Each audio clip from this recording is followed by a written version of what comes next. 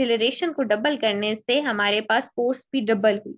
हमने यही Newton first law में पढ़ा था कि एफ का डायरेक्टली रिलेशन है एक्सेलरेशन के साथ।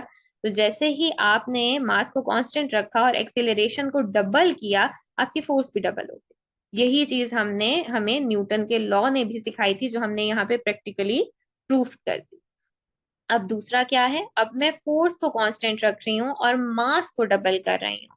तो फोर्स हमारे पास कहाँ सेम है, फोर्स हमारे पास यहाँ सेम है, और यहाँ पे जो है मैंने मास को डबल किया है। अब आप यहाँ पे एक्सेलरेशन देखो कि हमारे पास एक्सेलरेशन अब हाफ हो गई है।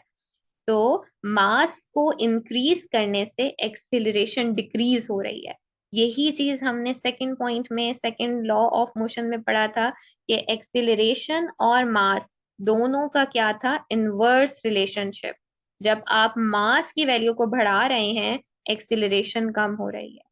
तो ये चीज हम लोगों ने विद द हेल्प ऑफ जो ओवरऑल हमारे पास फॉर्मूला ड्राइव हुआ था, उससे हम लोगों ने ये चीज प्रैक्टिकली प्रूफ भी कर दी। आई होप सो कि सेकेंड लॉ ऑफ मोशन भी अच्छे से क्लियर हो गया होगा। Now we are having some more numerical problem, ये भी बहुत ही आसान से हैं। यहाँ पे उसने आपको, अब now the force is given, force की वैल्यू गिवन है और आपके पास मास गिवन है। सिंपली आपको फॉर्मूला लगाना है, F is equals to m ए।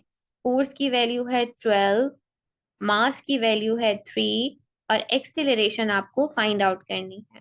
यहाँ पे एक्सेलरेशन आपकी मल्टीप्लाई हो रही है, यहाँ पे आके डिवाइड हो जाएगी, और आप सिंपली एक्सेलरेशन की वैल्यू सॉल्व करके निकाल सकते हो। बट रिमेंबर, जब भी आप वैल्यू निकालोगे, you have to write their unit as well. Next question भी आसान सा है। अब उसने आपको फोर्स की वैल्यू दे दी है और आपके पास एक्सेलरेशन की वैल्यू गिवन है, क्योंकि ये मीटर पर सेकंड स्क्वायर है। या वो आपको ऐसे लिख के दे दे, या वो इसको ऊपर लेके जाके इसकी पावर नेगेटिव कर दे, दोनों का मतलब सेम है। तो आपने सिंपल यही वाला दोबारा फॉर्मूला यूज करना है। फोर्स गिवन है, एक्सेलरेशन गिवन है, एक्सेलरेशन यहाँ पे आके डिवाइड हो जाएगी। तो ये बहुत ही आसान न्यूमेरिकल्स हैं, जस्ट वन स्टेप न्यूमेरिकल हैं। तो आप लोग ये इजीली सॉल्व कर सकते हो। Now we are having third law, जो सबसे ज्यादा इंटरेस्टिंग और मजे का लॉ है। थर्ड लॉ मुझे क्या कहता है, थर्ड लॉ मुझे ये कहता है, to every action there is an equal and opposite reaction. इसका क्या मतलब है, इसका ये मतलब है कि हर एक्शन का रिएक्शन होता है, और वो रिएक्शन कैसे होता है, वो मैग्नीट्यूड में तो इक्वल होता है, बट उसकी डायरेक्शन जो होती है वो अपोजिट होती है। इसकी हमारे पास बहुत ज्यादा